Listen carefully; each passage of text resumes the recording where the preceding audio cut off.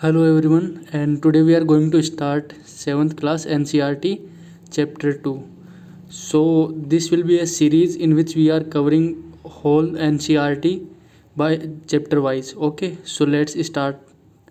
So देखो हम सबसे पहले पढ़ते हैं 7th क्लास के NCERT के अंदर चैप्टर 2 जिसमें है अर्थ के अंदर क्या क्या है हमारी अर्थ में। ठीक है, तो देखिए हमारी अर्थ के अंदर क्या है, यहाँ से पढ़ते। तो अर्थ हमारी एक ओनियन लाइक की स्ट्रक्चर है। जैसे हम ओनियन को छीलते हैं तो अंदर एक लेयर आती जाती है, फिर एक लेयर, फिर एक लेयर, ऐसे ही हमारी अर्थ बनी हुई है जिसके अंदर बहुत सी लेयर्स हैं। ठीक है, तो जो सबसे अपर मोस्ट लेयर है ना अर्थ की, उसको हम बोलते हैं क्रस्ट। ठीक है, ये देखो इसको हम बोल देंगे क्रस्ट। और 3 लेयर होते हैं बेसिकली, क्रस्ट, फिर होती है मेंटल, और उसके बाद होती है कोर। तो एग्ज़ाम के अंदर ऐसे भी क्वेश्चन पूछ लिया जाता है कि जो क्रस्ट है वो किस फॉर्म में है, तो हम देख सकते हैं ये सॉलिड फॉर्म में है। अब जो मेंटल आती है वो किस फॉर्म में है, तो ये सेमी सॉलिड फॉर्म में।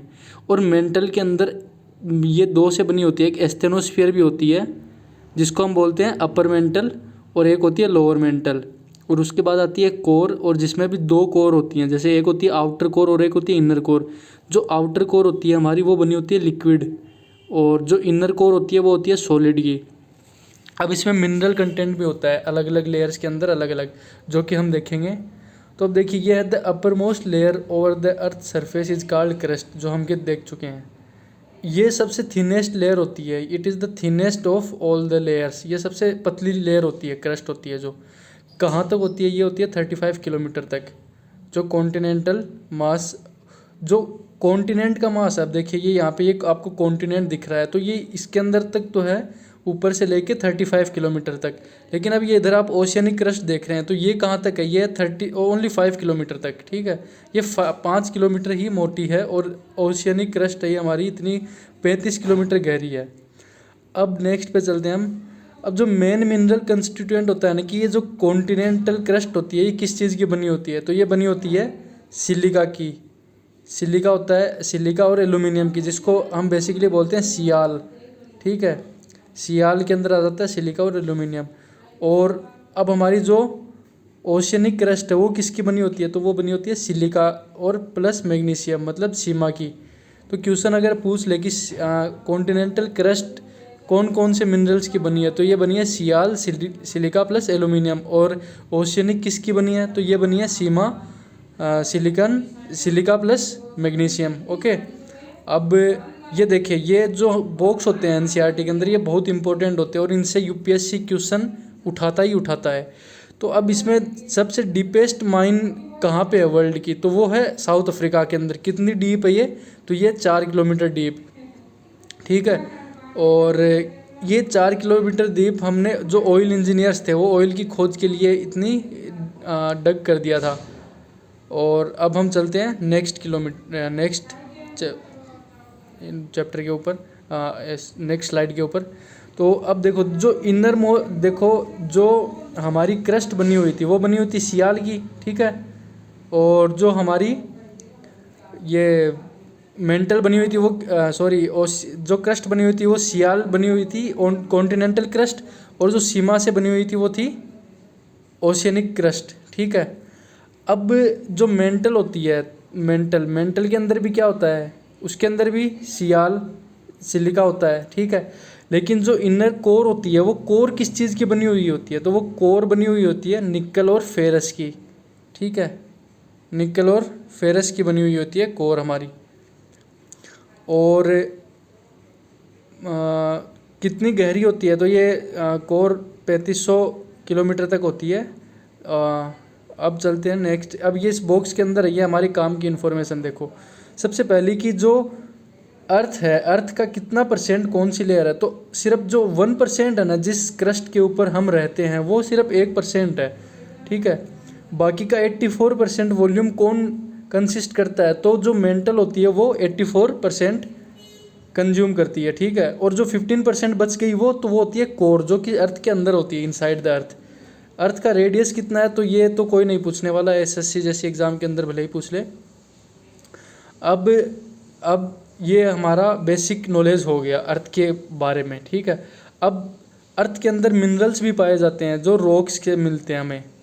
तो अब देखो हमारे, अब यहाँ से हमारे लिए काम की चीज़ स्टार्ट होती है कि जो रोक होती है ना, रोक वो कितने टाइप की होती है। तो रोक बेसिकली होती है,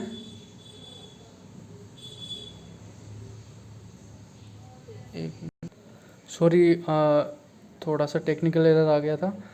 तो अब हम चलते हैं रॉक और मिनरल के ऊपर। तो जो रॉक होती है वो बेसिकली 3 प्रकार की होती है।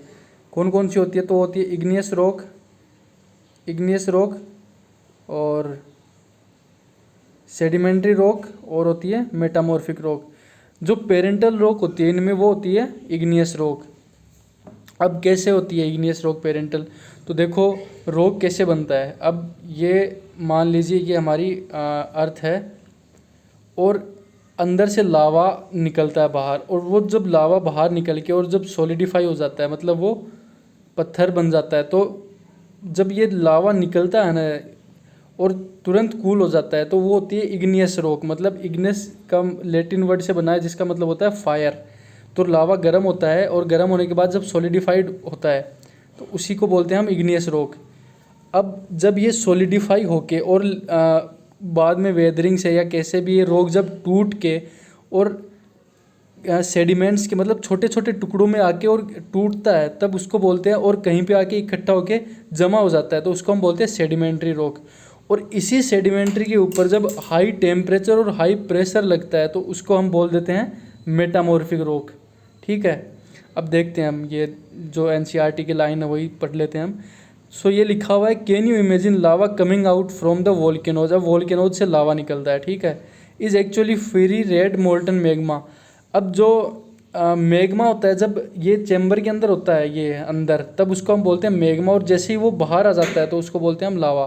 ठीक है, दे आर ऑल्सो कॉल्ड, और ठीक है।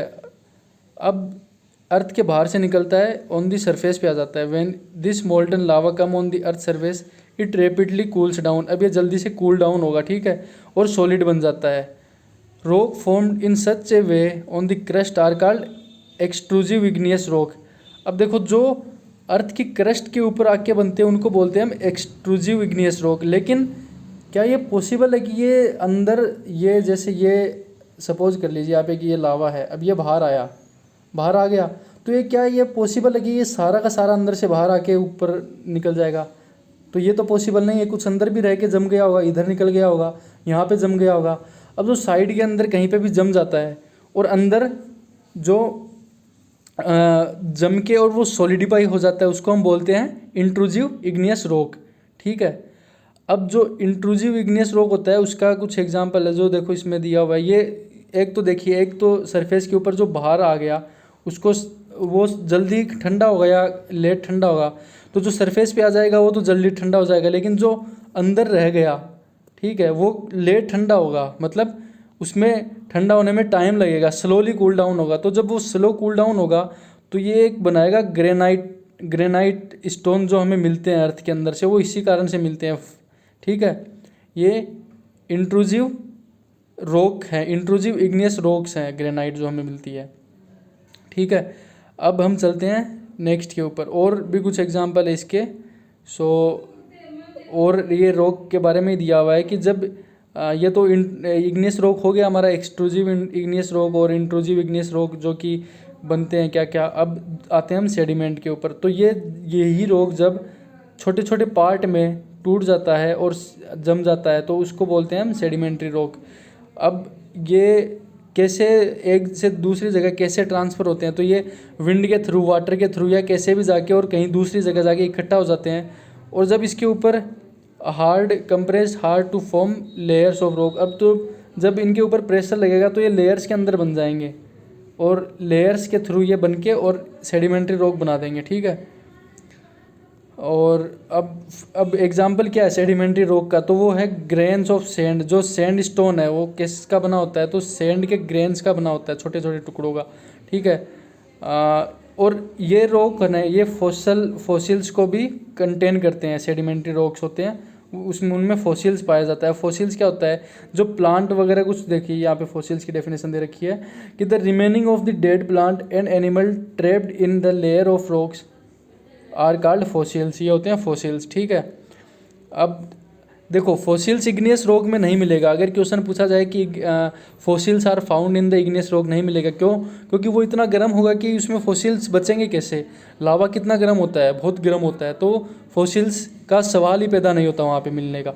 फॉसिल्स कहाँ मिलेंगे? तो वो मिलेंगे सेडिमेंट्री रॉक्स के अंदर। ठीक है।